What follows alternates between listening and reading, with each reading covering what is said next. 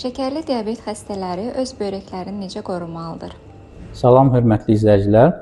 Hatırlayırsınızsa, biz keçən dəfə ilk tanışlıq etmişdik davamlı qlukoz monitorinq cihazlar haqqında. Davamlı qlukoz monitorinq cihazların bizim böbrək xəstəliklərində çox böyük üstünlükləri var. Yəni ki, diabeti olan və böbrək tərəfindən artıq fəsadlaşan xəstələrdən daha biz bu söhbət eləmək istəyirik hal-hazırda.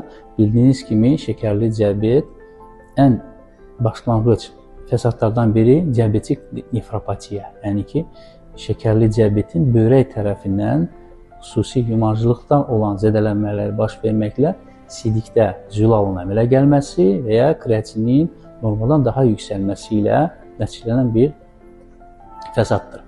Bu fəsadın önləmək üçün ilk növbədə əlbəttə ki, şəkərlərimiz çox ciddi şəkildə kontrol altında olmalıdır. Dərman preparatları ilə əlavə olaraq da xəstələrin mütləq şəkildə diyetaları çox ciddi nəzarətdə olmalıdır və daha doğrusu xəstələrimizin çalışmalıyıq ki, qida rasionlarında şəkəri yüksəldən qidalarını ümumiyyətlə mümkün olduğu da azaltmaq və ya ixtisar etmək.